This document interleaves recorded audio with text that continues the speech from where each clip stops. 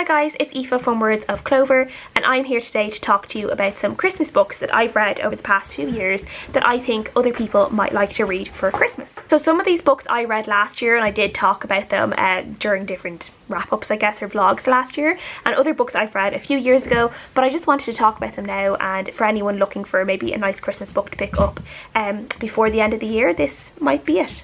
Hello. Hello. Hello, hello, hello. You helping? So the first book I want to talk about is one of my favourite Christmas books from last year, and that was 12 Dates of Christmas by Jenny Bayliss.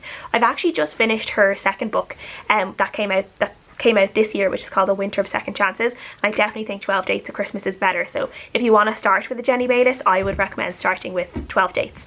And this book, we are following a woman who lives in this village, and she's been single for a really long time, and she ends up signing up to this thing called 12 Dates of Christmas. That's kind of like this blind dating like, I guess, event that runs for I think a couple of weeks or all through December, and she ends up, you know, going on 12 different dates, and we just follow her along with like just the absolute like carnage that is these 12 dates.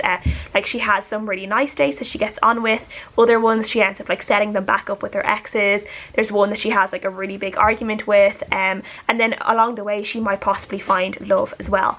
I just really love this book. I think it's just really charming, it's quirky, it's fun, it's funny. And then one of the things I really love, which is something I love about Jenny Bayliss's writing, having read her second book now as well, she is able to create these communities that are just so real and so like they're the type of place that like you want to be real so bad because you want to be able to like either visit there or move there yourself. And she was able to do it in 12 Dates at Christmas with the village, and then she did it in her other book. It itself was just one of the big selling points for me with this book, and was one of the reasons why I enjoyed it so much. So I really enjoyed it. It kind of reminded me of something like Stars Hollow in Gilmore Girls. So if you're like a Stars Hollow aficionado, definitely recommend 12 Dates at Christmas. The next book I want to talk about is Christmas Island by Natalie Normann. This is another one that I read last year and was just really fun because it was Christmas in like a different country. It was a Scandinavian Christmas versus a UK or Irish Christmas or an American Christmas that I'm used to reading about, and because of all those different types of traditions that I've never heard about before in terms of like just like events, traditions, and also like Christmas like delicacies and Christmas goodies and what people do. I just really enjoy this book. So we are following a girl who is visiting her brother for Christmas, and he lives on this like remote Norwegian island. She ends up just meeting a bunch of locals and kind of just getting into like the island Christmas spirit. One of the guys in the island, I don't think he is a local of the island, but he's been living there for a while. A bit of a hermit, he doesn't really socialise that much, but she ends up, you know, kind of getting to know him pretty well. But yeah, one of the reasons I really just enjoyed this book was because of the Norwegian Christmas traditions, and that I had never known about before. And I do think it's really fun reading Christmas books set in different corners of the world, and you just see how like different people in different countries celebrate Christmas, or like just the festivities. And yeah, I really enjoyed that. Another one I loved last year, this is the last one that I've read in 2020, is Together by Christmas by Swan.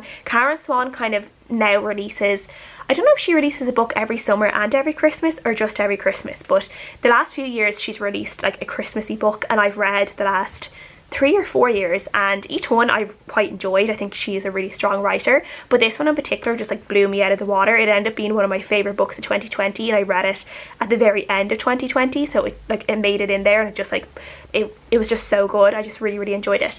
So this book, we are set in Amsterdam, so again we are following a slightly different Christmas tradition from other than the Irish, UK, American ones that we normally see in books. We are following a character who is she's a photographer. She's a celebrity photographer in Amsterdam, and she is a single mom to her son, who is about 4 or 5 in this book. And we see her kind of start up this relationship with this man, and we do realise that she used to be a war photographer, and she has a lot of secrets that are to do with her time in the war. And then she also has a lot of PTSD from things that happened to her when she was a war photographer, some of which are quite horrific. Loved so many things. I loved the romance in this book. I just loved the main character in particular. I loved her story. I loved her backstory.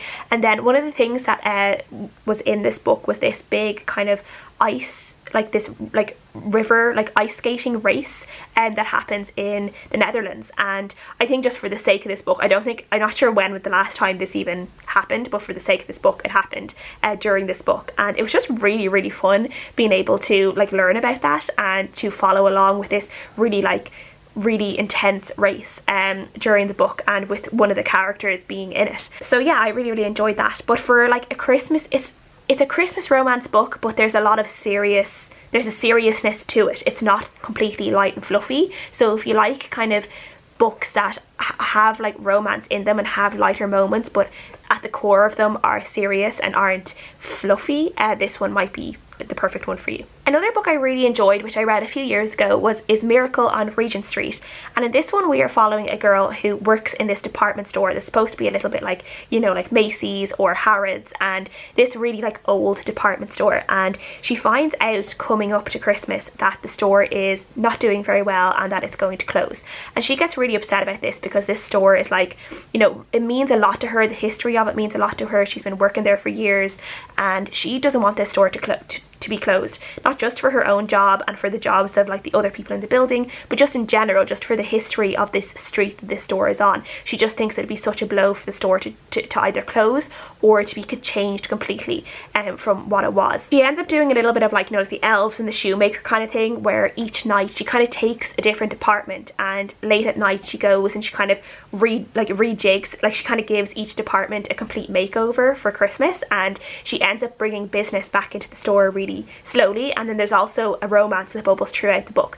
But one of the reasons I really love this was just the descriptions of the makeovers she gives, and the descriptions of the store and the high street at Christmas and all of that, because I do think store displays, and really like nice store displays, I think while it does, I guess, is connected to like the commercialization of Christmas and, you know, money and shopping and stuff, but besides of all of that, there's just a real beauty to store displays at Christmas, and like store windows and things like that. And I think it makes such a big difference, and I think it can make a street really Christmassy and really festive when a store has a beautifully made up window. And I think it can be a core of people's Christmas traditions, going in to see the different store windows. So I really love that part about this book. So yeah, I would recommend it too. And then the last book I want to talk about is a really, really short book. It's only about 100 pages long, and it is called A Night at the Animal Shelter by Mark J. Asher. This is just a really sweet story about a bunch of animals who are the last ones left at the animal shelter for Christmas Eve, and they basically escape the animal shelter on Christmas Eve for this little adventure.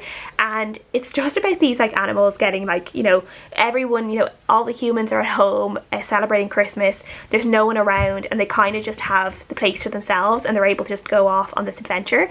And you do kind of feel like you do really feel for them as well, because they're the animals that haven't been left behind. They're the ones that weren't adopted in time for Christmas.